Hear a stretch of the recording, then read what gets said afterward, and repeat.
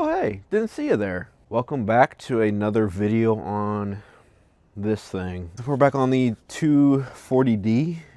It's been like a week or so. Spent some time with my family at Christmas and New Year's. Happy New Year's, everybody. I really want to thank you guys for the support in the last video on this car. I really appreciate it. Welcome some of the new subscribers and stuff. I do appreciate any kind of, likes or subscribes. All of that is really awesome. I appreciate you guys. Today, hopefully in this video, we will see this thing running and driving. Actually, want to first see if this thing will actually start. Like I said, it's been a couple weeks, so I want to see how it starts back up. Hopefully our battery's still good. I left it unhooked. Never hammer any terminals, folks. It's bad for it. Oh, right up.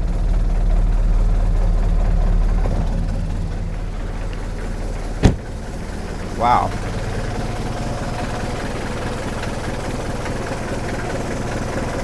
Not even joking, guys. This has been sitting here for weeks, and it's like 30 degrees out.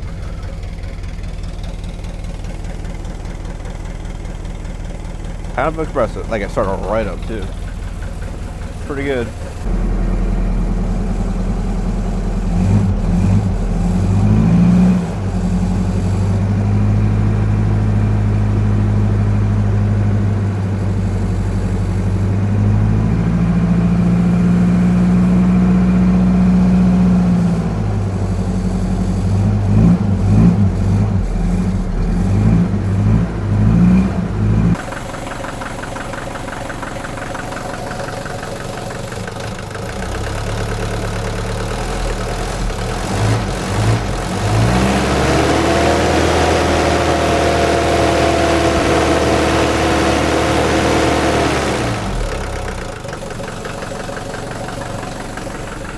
Okay, so the first things first, I think I'm going to go ahead and replace this brake booster vacuum line. It just goes from here to here. The only reason I'm placing it because this guy right here is broke right off. And we have this mess of random vacuum hoses and whatnot. Someone's attempt to fix this. So I think I'm just going to go through here and just replace all, like this is disconnected right here. Just replace all these vacuum lines up here. They're all pretty nasty. Did a little bit of work. We got this new brake booster vacuum line. There's a little check valve here, but I just had one going into this kind of group right here. Replaced all these lines, replaced this little intersection little dude. I press that line, reconnected all these up here. They seem like they're going to the right place, but this little rubber piece right here seems a little, I don't know, it's a little wore out. So I also replaced these two right here. Those were falling apart and cracked. I don't have a four-way like this, so that would have to do for now. And of course, this line that goes to the inside part of it. So I just noticed there's another three-way right there, but it seems like it's good. Got rid of all those yellow zip ties. I hate the look of those. I just rather use black ones. So let's see if she runs. Let's see if the booster working. See what the brakes feel like.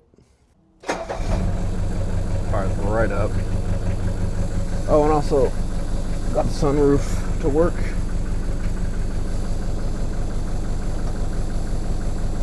Yeah, fancy.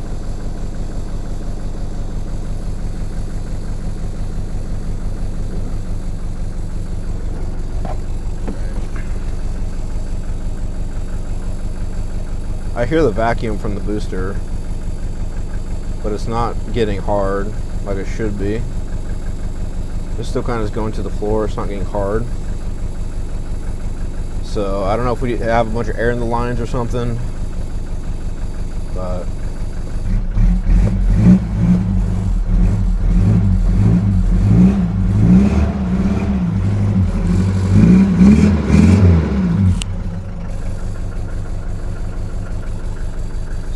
That's cool. Let's see if the vacuum shutoff will work. Oh, yes. So before, I don't know if you guys know anything about these, but the vacuum is used to shut off the injection pump, which is this right here. This is the vacuum operated. I see there's vacuum lines going to it. But before, I was just shutting off by hitting the stop switch, just pushing this down. That is working, so we know we're getting vacuum, and it is working. So, and it does feel like the booster is working. If you press on the brake, you hear that hissing sound. That's from the booster. So either we have a bunch of air in the lines and it's just not creating enough pressure, or we have something wrong with our master cylinder. Before I do anything else, guys, with the brakes, I'm gonna retrace my steps and work on the fuel pump. I have to take it back off and put the gasket in. I was finally able to find a gasket for it. So there's a part number for it. It's kind of a hard gasket to find. I decided to buy 3 of them while I was at it, just in case. So they're cheap.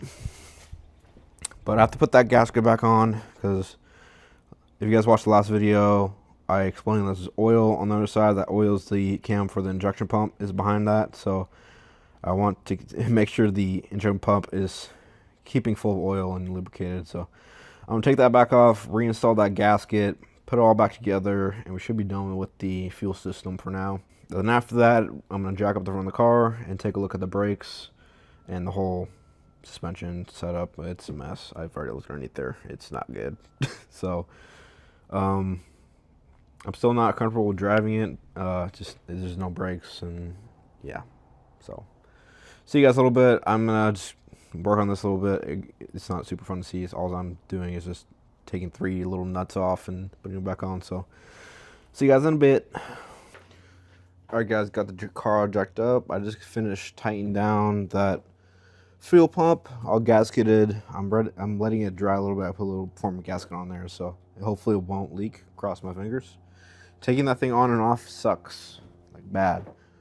All those 3 little nuts down there, they're super hard to get on. And I actually found out that using a box end wrench, 10 mil of course, like this, came in handy. So if you have one of these and you're having trouble getting this thing installed, definitely use one of those, especially on the bottom too. So now I'm gonna take this wheel off, kind of look at what we're seeing. I didn't notice that this thing rolls super easy, like almost too easy. As you see, it's still rolling, still rolling, still rolling.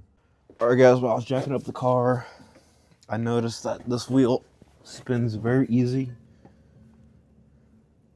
and the bearings are kind of loud. So I'm guessing the bearings will need to be repacked at some point, and I don't know if you guys can tell, but there's a lot of movement. It's coming from the inner tie rod, and a little bit up and down play too. So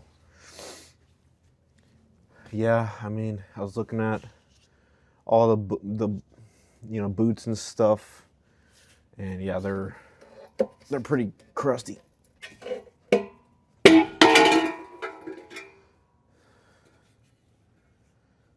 Okay. Of course, you gotta have the red lug nuts too. Of course.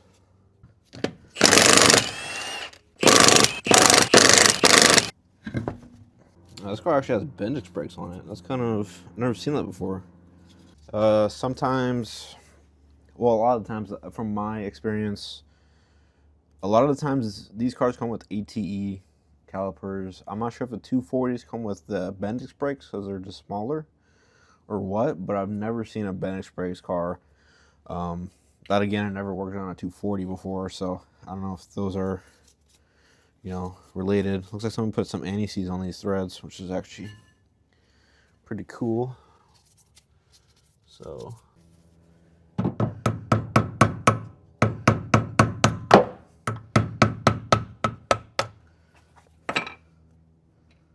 there's also no, whoa, that is pretty wild. Wow.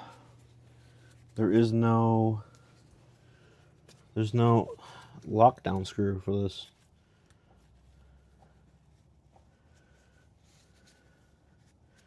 Looks like it was snapped off. Alright guys, so basically what I'm looking at, focus. As you guys see, there is no head on that locker screw. There's threads on this side, but there's no head on this side. What that basically does is, why aren't you focusing? Well, what it basically does is it locks this nut down so it can't back out. So if that isn't tightened down properly, your bearings will become loose over time and eventually fall out. So let's see if we can loosen this. Come on, it's like nothing holding on.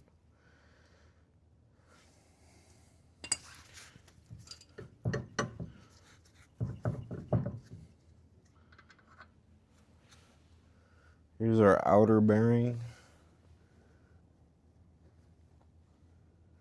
See what we're looking like. Doesn't look horrible. I'll have to clean it up and inspect it a little bit better later. Yeah, just looking in there, it's rusty. So I'm guessing the seal on the back has failed and let water through. It's like with any old car, guys. Once you start getting into something, it gets deeper and deeper. So I think I'm gonna need to order parts. I'm gonna inspect this bearing. I don't know if I'll need to buy bearings. Hopefully not. I hate doing bearings on these hubs. They're just kind of a pain in the ass.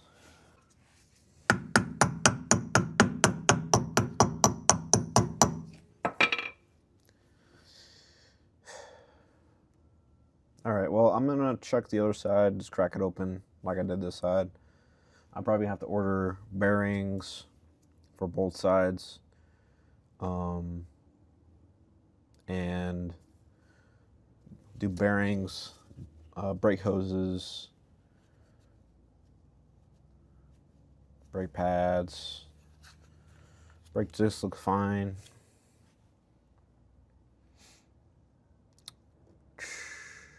Might have to do ball joints, tie rods, lower control arm bushings, upper control arm bushings,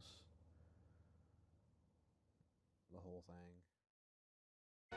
Need some suspension work and shocks and brakes, brake pads, lining, steering box, transmission, rear end. How much? Only $4,800. Maybe new rings, also mufflers, a little wiring. All right, guys, it is a beautiful morning, or not really morning anymore. It's like 11 or 12 or something. I just received a bunch of parts for this in the mail for the front end. Man, it's expensive now. I think I spent around $1,000 on front end parts. Most of it being shocks. I think shocks alone were $200, so not cheap. So this $1,000 car is now like a $2,000 car. So yeah, I kind of got a game plan of what I want to do. Let's take a look. So you guys know she needs a full front end rebuild. I'm gonna start by jacking up the car, getting these wheels knocked off. I'm thinking about dropping this thing. So as you guys see, there's like, let's get tape measure.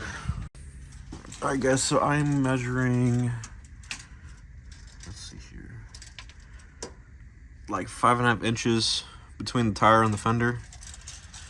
And I want to close that gap. So I was looking online. It seems like you can either buy lowering springs or just cut the springs, which is what a lot of people do. So while I have this whole thing apart anyways, if you guys ever taken apart the front suspension on 123 or 126, they're the same. Sometimes getting all this apart without killing yourself is kind of a pain in the ass, mostly because a lot of people don't have the correct tools for it. So while all this is out, I'm gonna go ahead and cut some springs off of the front and back to lower this thing. All right, so yeah, let me start off by jacking up the car, getting these wheels taken off, and yeah, we'll be back. All right, guys, got the car off the ground. Sitting on some jack stands. I made a mess with the oil, so I have to clean that up a little more, but I swept all the leaves out of here. yeah, so took this wheel off over here on the other side. It's a different style wheel for some reason, but about the same condition over here. All the ball joints and bushings and stuff, they're all pretty garbage. You know, all split up. All right, guys, we're gonna be rebuilding my whole front suspension on my 240 here. I went ahead and already did the other side, but I want to show you guys step by step on how to take this apart and how to rebuild everything. There's some special tools you need to do this job on a 123. Mostly is going to be a ball joint remover, and well, you don't have to get a remover, but a ball joint installer and a spring compressor. These cars have coil springs on the front, and this is probably the most dangerous part of taking this all apart. If you don't have the right compressor, or you don't use a compressor at all, and you know, use a pry bar or whatever, take it out, it could, you know, these things gonna blow up in your face. So disclaimer on that, you will need some tools to do this, and be mindful of that coil there, because it's a pretty big coil, and it doesn't look so big here, but once it's out of the car, it's pretty long. So there's some tension on it. So first things first, I am going to take off my brake line. These are very cracked. All you need is a 11 mil line wrench. Just gonna pop the nut off here at the top. This is a rust-free car, so taking these off is not a problem. Well, if you can hold your wrench right. If you guys don't need to touch your brakes are good, I would just skip this part.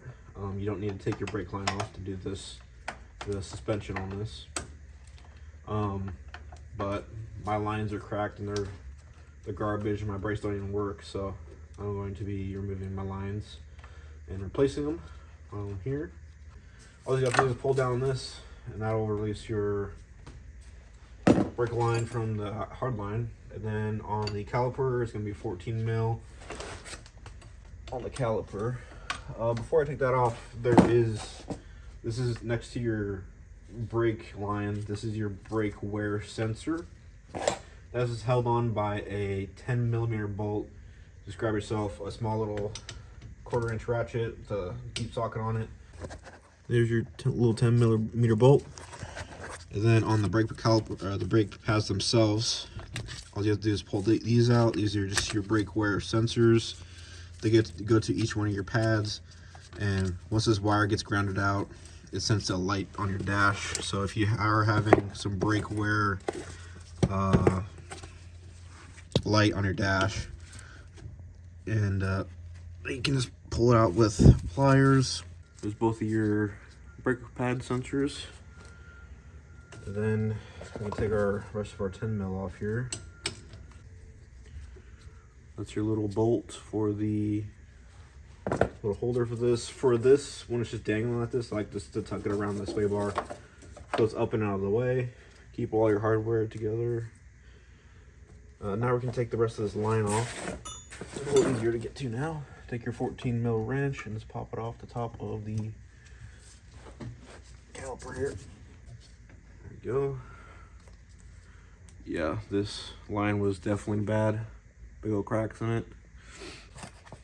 Since my car has Bendix brakes, I have these little cotter pins on here.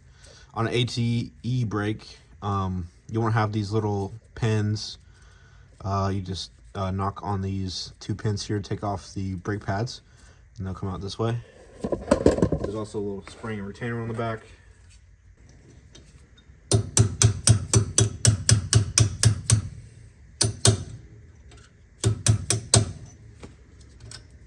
Alright, there's our top pin for the brake pad.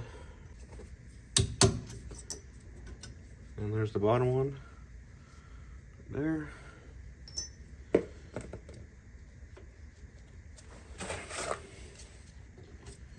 Now we take these little retainers off. They just kind of sit there to hold the pad in. The pin kind of holds them in there. There's both of those. Again, the AT looks a little different, but they basically do the same. Now we can hopefully slide these pads out of here. Really care about these pads if we're replacing them. They still have decent meat on them, but they're pretty glazed. Got our front pad out. There we go. There is our other pad.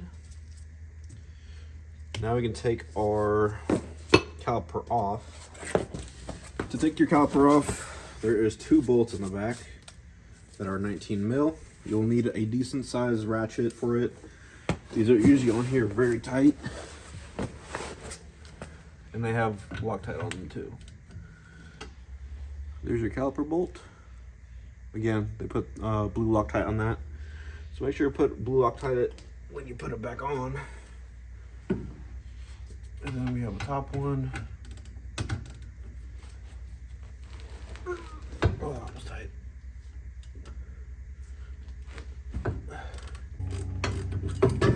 Oh, there she goes.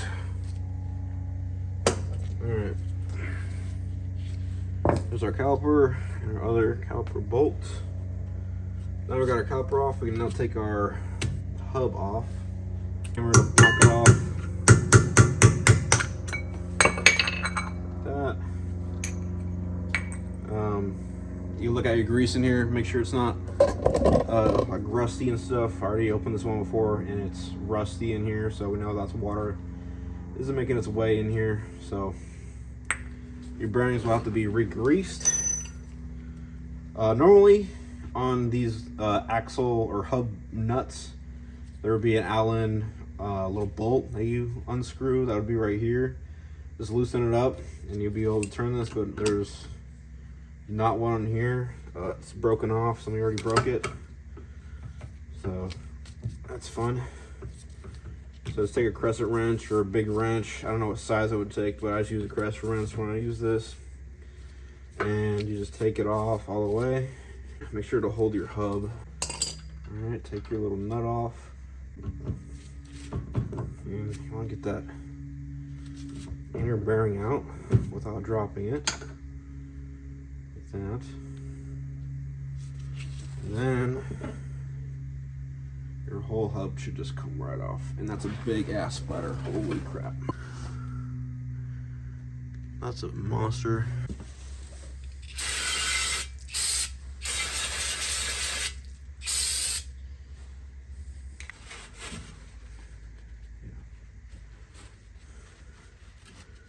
Get all this nasty crap out of here.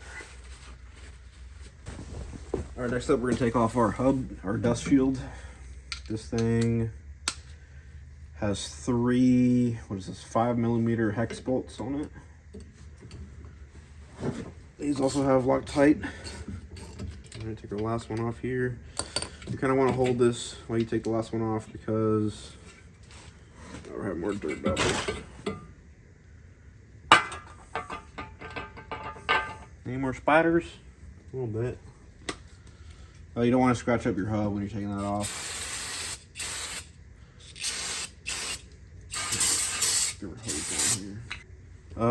What I like to do is keep my hub nut on there.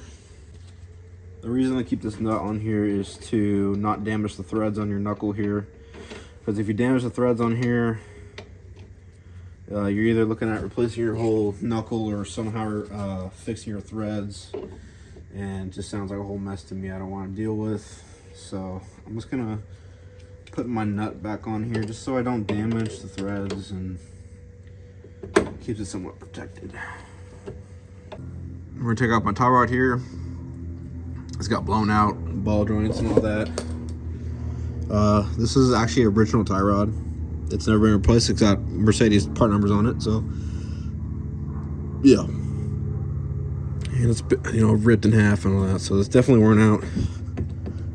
A lot of play in it. That's where we saw that plate earlier.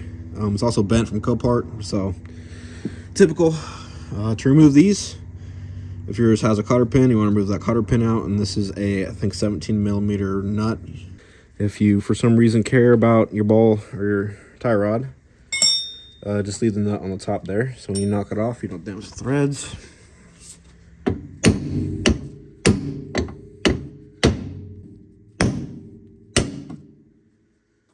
Sometimes knocking it off with a hammer does work. Sometimes it doesn't. In my case, it did. So that now we are free from the tie rod. We're gonna have to bust the inner one off, but we'll do that later. If for some reason that did not come off and you care about your ball joint, you have to get one of these. This is a ball joint remover press tool. You just slip it on there and you tighten this big nut down, and it forces that tie rod back through the hole right there. So get one of these. I don't know where I got it, but there's a part number or something right there. This is a heavy duty one. I've had some other ones that immediately broke. So this one's actually pretty heavy duty. I don't know where I got it, but that one works pretty well. All right, guys, in the engine bay, here is your shock. All you gotta do is take the nuts off of that. There's usually sometimes a jam nut like I had here. Just two 17 mil nuts on there. Take that off. That side's right there. Usually gonna be jam nut or a lock nut. I got a jack underneath the lower arm here just to kind of support it. The only thing now that's keeping everything here is this nut here for the upper control arm, because now that the shock's not attached to the body anymore. To come down here, there's these two. There's two on either side. 10 millimeter 12-point heads. These can strip out pretty easy. So you either have a choice to either remove them now. You can usually get this side pretty easy, but on the other side, they're a little harder to get to since the shock is pointed that way, so some of the head is covered up. So getting a 12-point wrench on that is kind of hard. Here's the 12-point bolt. Let's use a 10 mil wrench on that. Put our little bin here so we don't lose it. With new shocks, you will get new bolts for these. I'm not replacing the shocks, so I have to keep them nice. Alright guys, now it is time for the scary part. We're going to be compressing the spring. And then once our spring is compressed, I'm going to take this nut off here and separate our knuckle from the upper control arm. We'll let this down, because it'll just swing down so we can get our spring out. That's how I usually do this. You can compress it and then try to pry it out. I've seen that it's a little harder to do, a little more sketchier to do, especially if you're using kind of like a homemade kind of cheapo spring compressor. That's pretty sketch, but I just like to do that part. It's easier to get the spring out and just kind of you literally just take it out without prying on it or anything. You have to compress the spring quite a bit for it to be able to pop out. Like I said, these springs are super long. Alright guys, so this is the spring compressor I use. This is a G-Door spring compressor. There's a part number KL0021K. Gendor Automotive, made in Germany. This is actually the OE style spring compressor.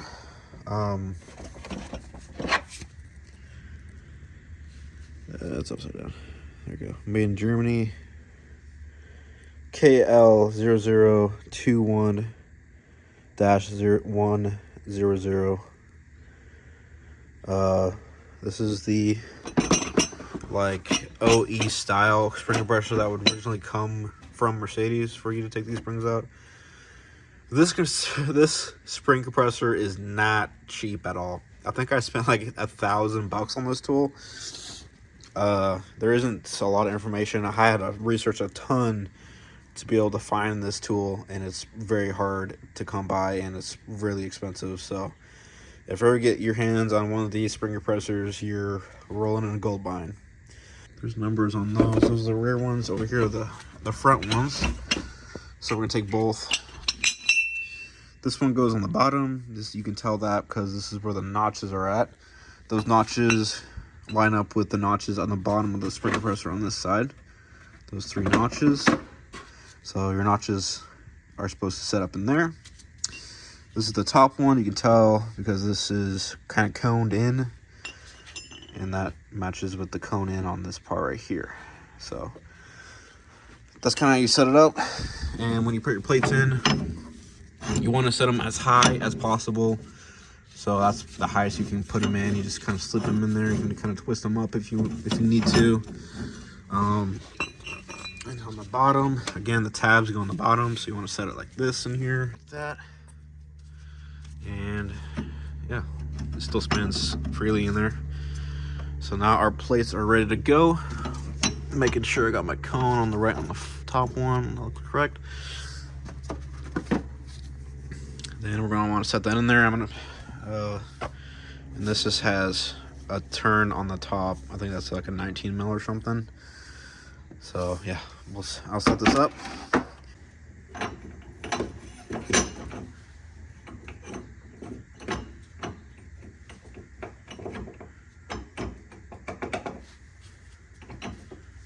Alright guys, I got my spring compressor kind of set up. I got a 1/2 inch wrench up here with a 19 mil to the top of the spring compressor there. And as you guys see, the spring compressor goes through the top plate and the bottom plate. The important part is to line up those little teeth on the bottom of the spring compressor with the teeth on the bottom of this plate. So I'm gonna raise it up a little more, get a little closer to that, and see if I can line those teeth up. You either bang on the first time or you have to mess around with it a little bit. It's a little bit of a process, but it's not super hard to deal with.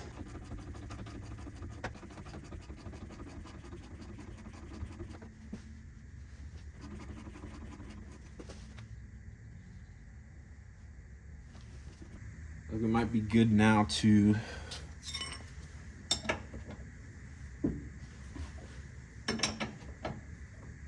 take this nut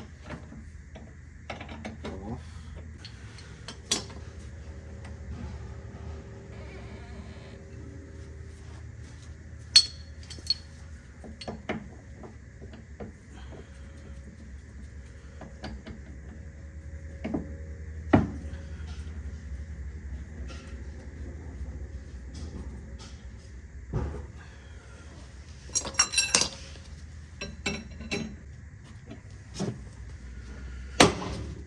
There we go. Pop that off.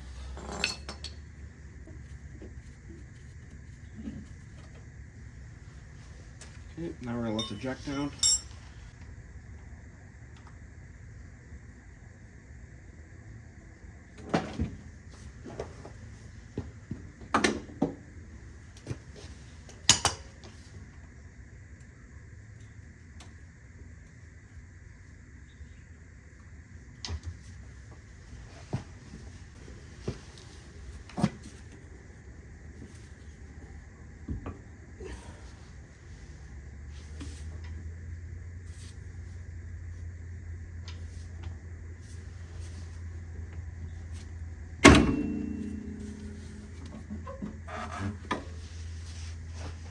Take your spring out carefully.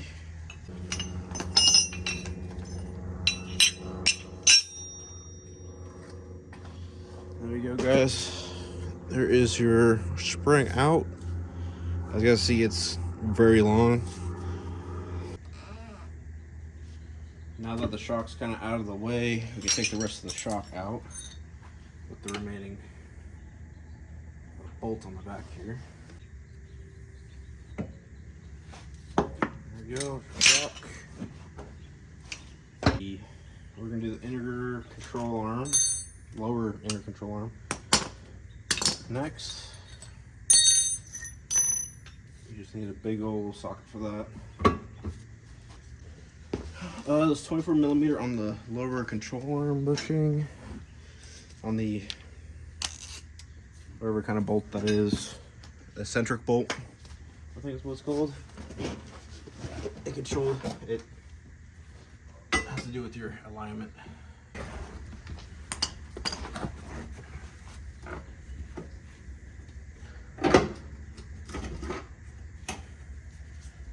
There's your eccentric bolt. I don't really care about marking where these go, because obviously that can change you know, how far in or out your lower control arm is. Because usually where this washer was sitting will leave a mark on where it was sitting. So I can just put that back exactly where it was. You can mark it if you want with a punch or something. If you want, I don't feel the need to. I have to get this car aligned anyways. I'm just gonna go get it aligned at a shop or something anyways, so they can deal with it then.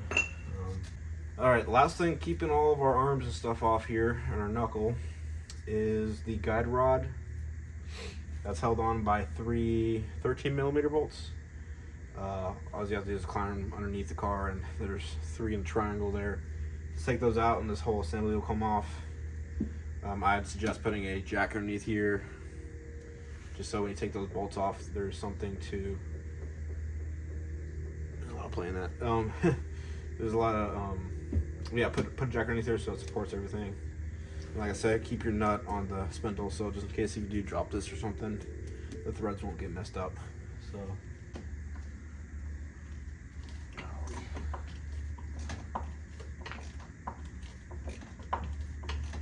All right, now this should just come right on out.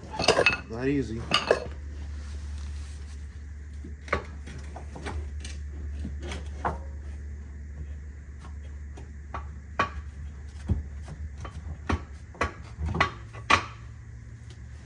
There you go. All right, guys, next we're going to be taking off our upper control arm.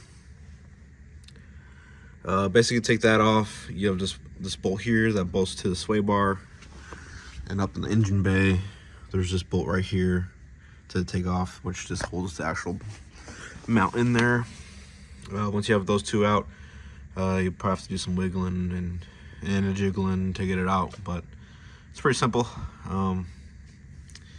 Yeah, I'll show you guys some stuff on it. All right, guys, got the upper control arm out. That's what it looks like. When you take that bolt off the sway bar, it just bolts right into there. There's actually blue Loctite on this, or there's supposed to be. There's not too much on that, but blue Loctite it. A little note on the sway bar. This is where your bushings go. All right, so on this little shaft here, this can rust out pretty bad. This one's actually very clean, no rust. Just a little bit of surface stuff. I'll probably just sand off. But basically, if this gets super rusty, these can actually rust out, and when they rust out, that will break, you know, the mount where the control arm meets the sway bar, and it'll mess up your suspension. I've heard of where it happens to some people, so these can rust out here. If yours is decently rusty, I would suggest just sanding it down with some sandpaper, or get a wire brush or wire wheel, and this will clean it up and paint it, so it kind of prevents rust and protects it from rust. So a little note on that there, but yep. All right, guys, everything is completely out. All old stuff is out. We got our new upper control arms in on both sides, like that. Now we have to disassemble this. This is our knuckle. We gotta remove our knuckle from the lower control arm and our guide wire from the lower control arm. So that involves with taking the spring plate off. That's just 3 bolts. They're 13 mils. Then we gotta get a socket on the main ball joint down here. Get that nut off, and then we can use a ball joint remover from that. Then once we have those two off, we can get to our guide rod nut that's below here. Yeah, let's just do that.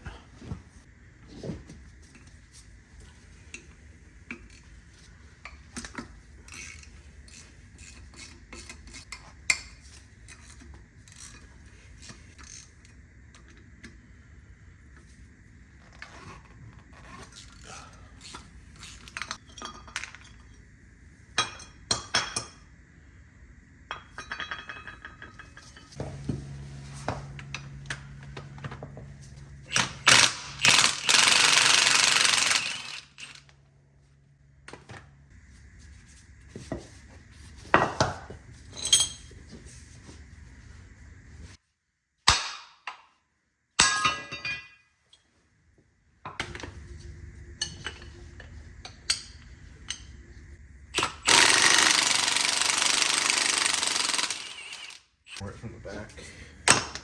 No, 1, 2 stuff. All right, first we're gonna start on our guy rod here. This is just, this one's like stuck almost. And you can lift this up, and of course this thing is toast inside. So, because this tore. But basically, just to get this off, you need a 13 mil to loosen it.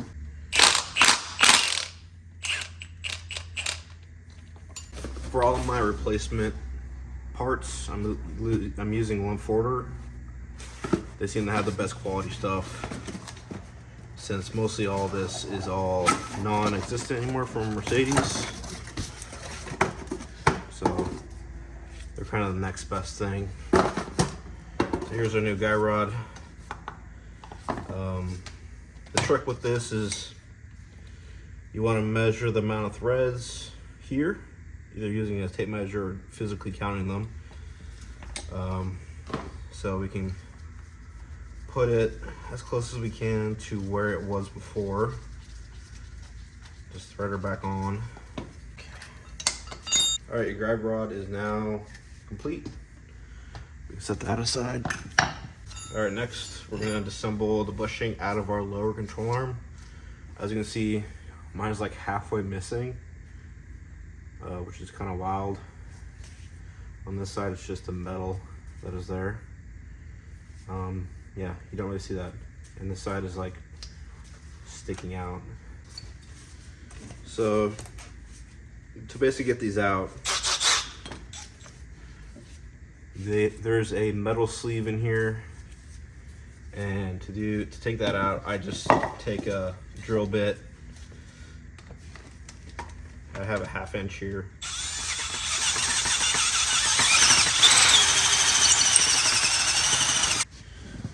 You don't gotta go too crazy on it. You go ahead and take a punch,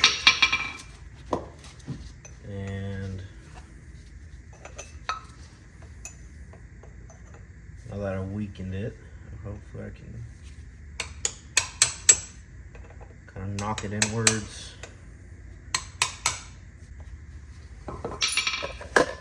That's what I'm doing. I'm knocking the lip that was in here into itself. And basically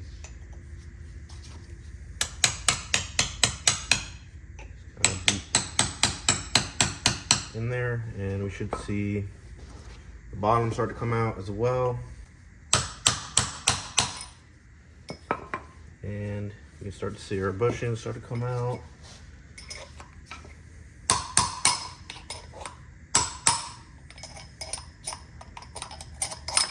And there we go. See, we got 1/2 of it out. That's what it looks like. As you can see, the mine's all really expanded and destroyed. Then you just go on the back side of this one.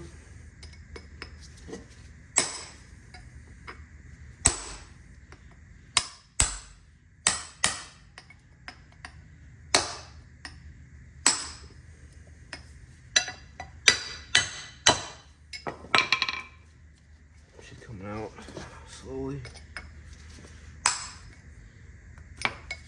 That. Got the rest of it in here.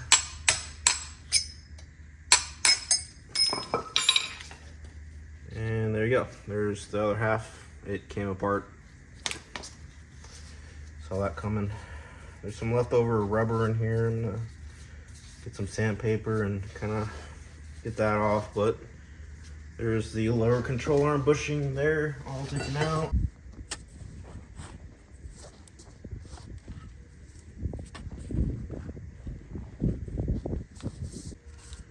Want to dig your little hole.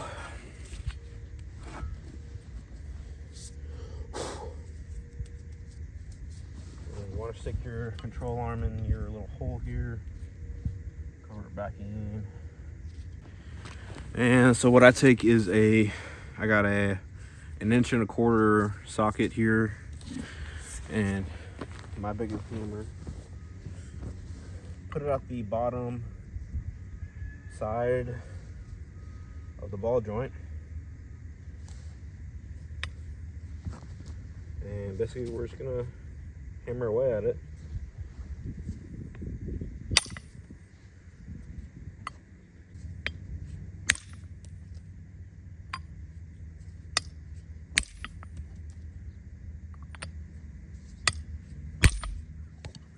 And there we go. One ball joint removal completed. I can take her. There you go. As you can see, this ball joint is toast. So definitely time for it to be replaced. All right, guys. Last thing that we need to take apart is my hub. We gotta take this inner seal out. You just use a seal puller for that, and then our bearing comes out. I'm gonna replace these bearings and races, so I'll show you guys how to do that. It's pretty simple. If you're replacing your rotor here, you just take off these 5 hex bolts that hold it onto the hub. But my disc is in good shape. This is like barely no ridge. It's pretty new condition, so I'm not gonna worry about that. I just really want to change the seal and these bearings out. I think the seal failed at some point and let water in here, and it destroyed my bearings. So luckily, I only have to do that with one. I am going to replace the seal on my other side as well, but this side needs new bearings because at least the outer one was toast. So yeah, I think this is the last kind of thing I need to take apart before we start putting new parts in. And this one I've been dreading the most because I hate doing these. All right, guys, just got finished up replacing these bearing races. You guys will need a little help doing this on yours. Reuse the old bearings, old bearing races to help install the new ones. You just put them over the top and hit them with the hammer until they're flush where they were before. That's what I do to help to install these. For removing them, I removed the inner one, the big one, with a punch and a hammer, and the inner one I put a socket like this inside like that. It fits right on the race perfectly. This is a 1 inch 1/8 socket, and all you gotta do is put it in there and hit it downwards to remove the outer one. Yeah, it's pretty easy. Kind of a pain in the ass sometimes to get them started, but again, use the old races to install the new ones. It helps quite a bit. So that's what I did to install these. Next step is we gotta pack the new bearings with grease and install our new seal. I'm gonna do that with both hubs on here.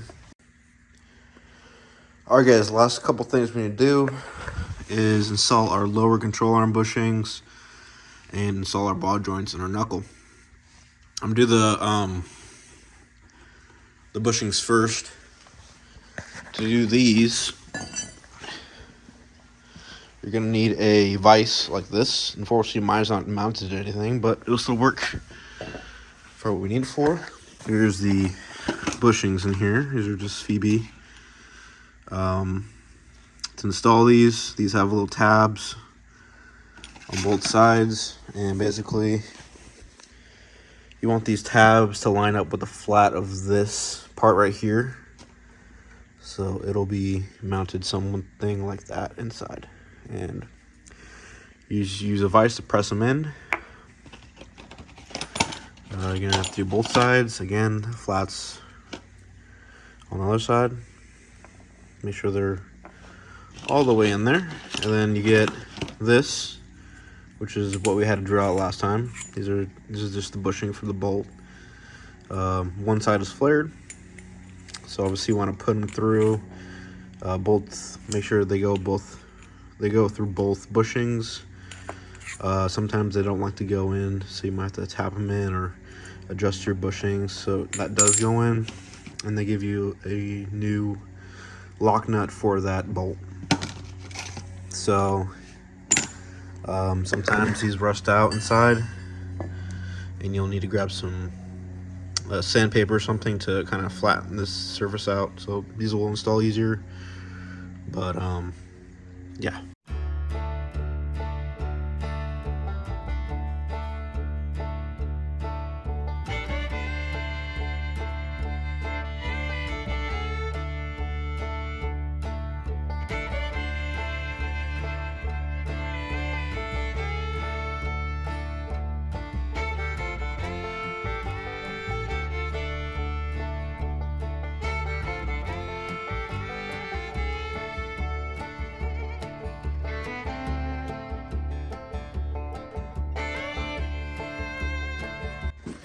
Alright guys, next we're going to be replacing our ball joints in our lower control arms. These are Longforder ball joints. They come with a new lock nut as well. And a lot of ball joint presses won't work with these knuckles because they're so far into the knuckle like that. A lot of them will hit and stuff, so a lot of people have to modify their ball joint presses. I just decided to get the Mercedes ball joint press. That is the part number on it.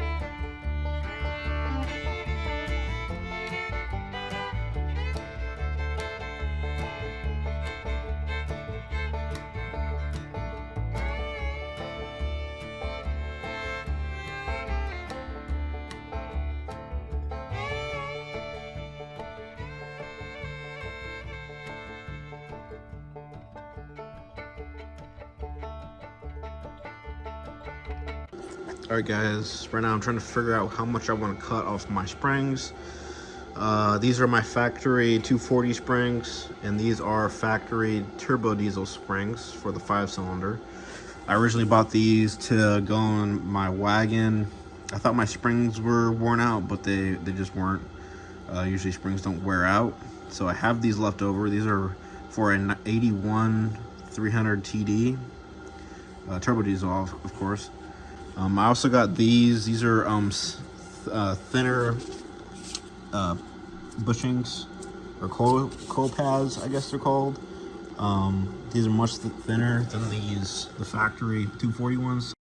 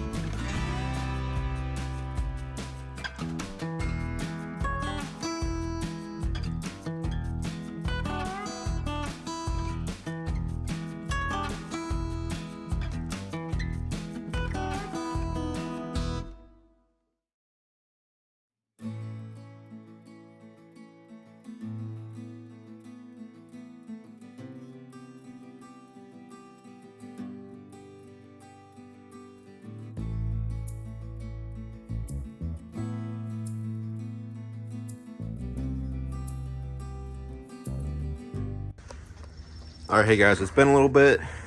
As you guys see, I got the rear all jacked up and put on jack stands as well. Over here, we got everything completely assembled. Brake calipers on. Everything's looking good. Same with this side. Everything all put back together. I spent some time and just finished the whole front end.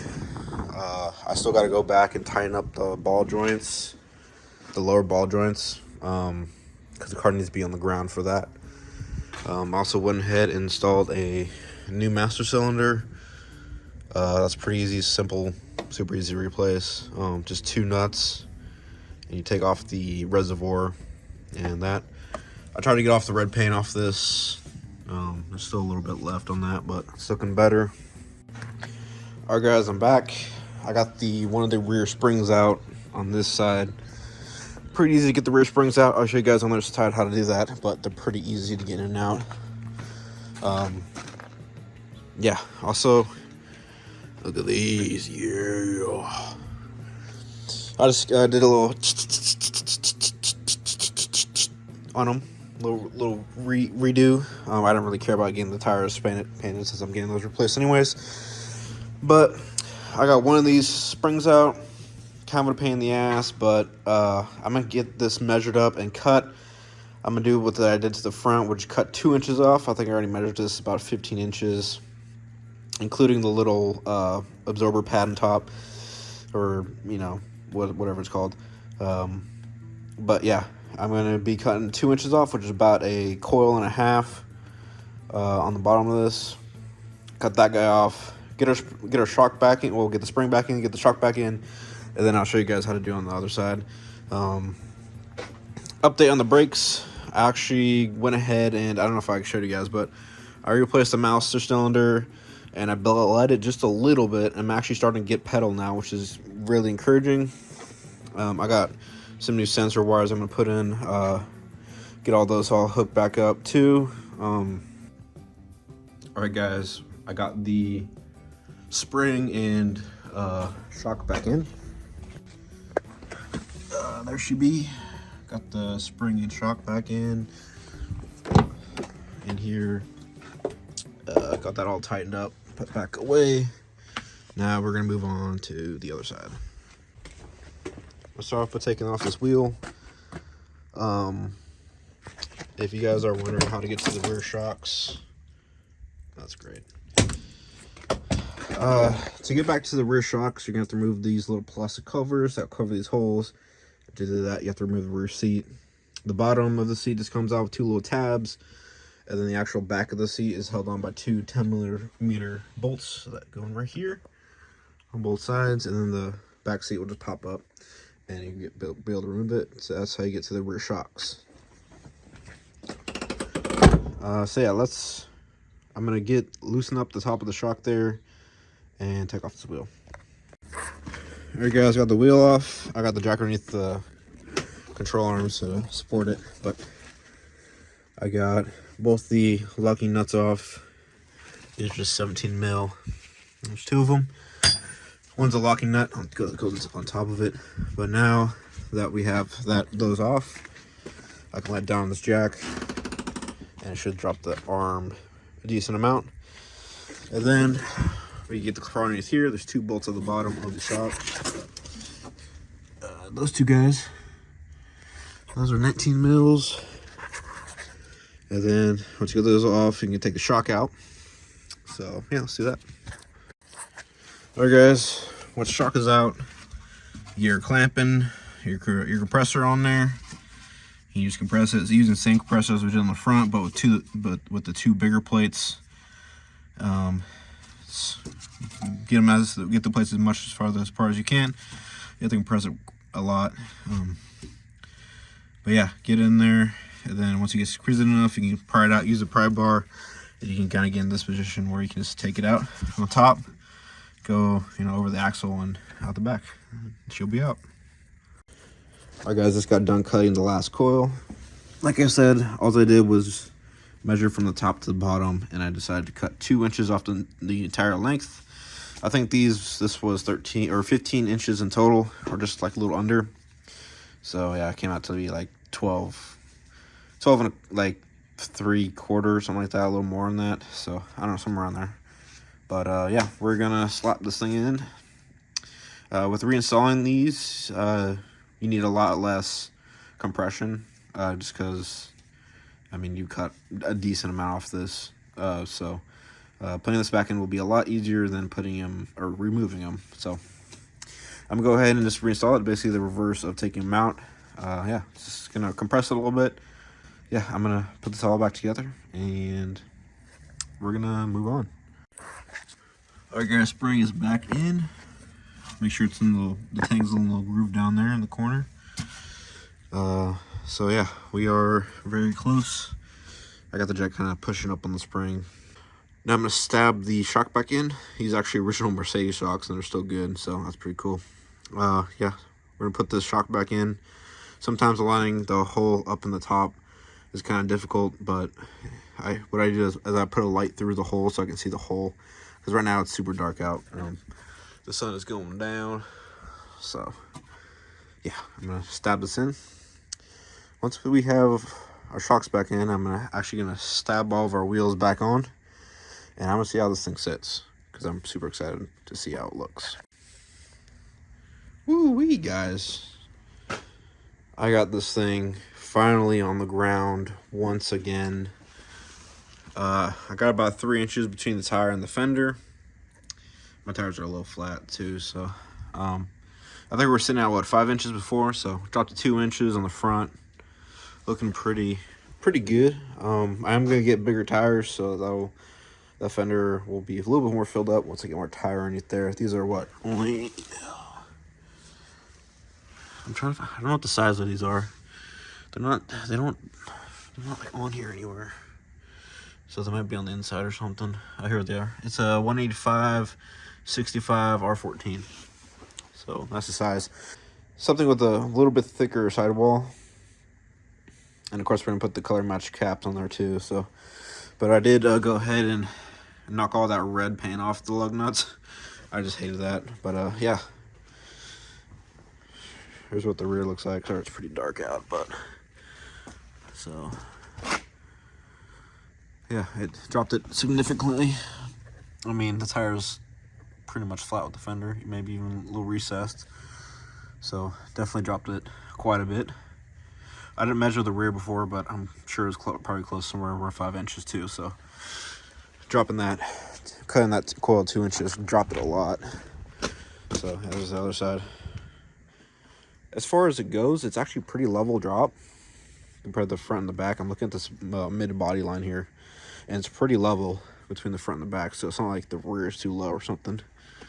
So, and I'm sure the front will lower probably a little bit more once it settles, since again we have all new bushings and stuff on the front, and once I probably drive it around, it'll be a little lower too. So I think that's a really good height.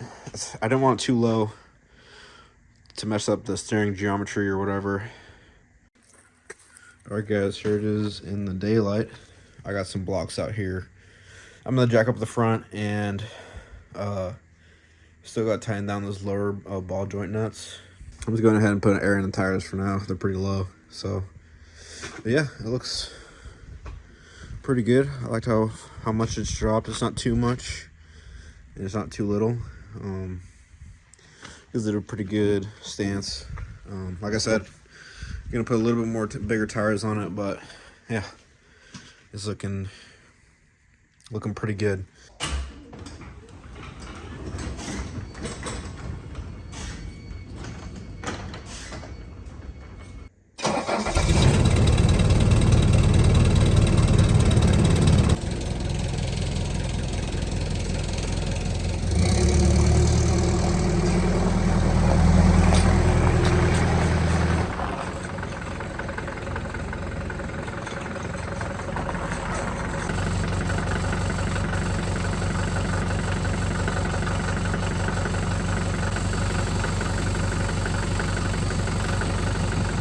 Today's the day to see if this thing will drive down the road.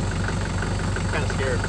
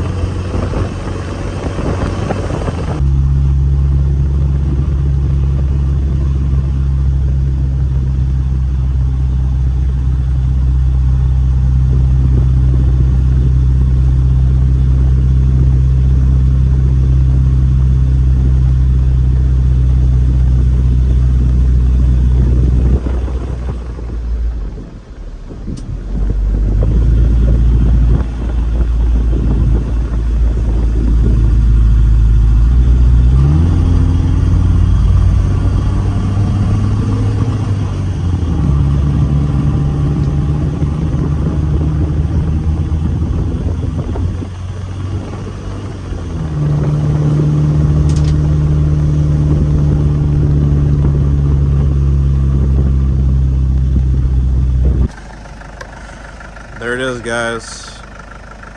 After sitting for a long time, she's running, driving once again. I gotta admit, this is the slowest car I've ever driven. It's almost comparable to my destroyed engine 300 SD. It just has no power, and the transmission doesn't like to shift down. So, yeah, I don't know. I don't know what the plan is going to be for this. I'd like to engine swap it. Sitting here idling when it's warm, still kind of above 2 whatever that 2 bar, I guess it is. So it might need new thermostats. This is still, you know, down there and it's cooling off, so might be stuck open. But yeah, guys, let me know what you guys think on the old 240. It needs a grill still, obviously, but I don't know, guys. What should I do with it? Should I sell it? Should I repower it with a turbo diesel? Let me guys know. It's still a pretty straight car. There's a lot of stuff wrong with it still, but yeah. Let's cut her off here.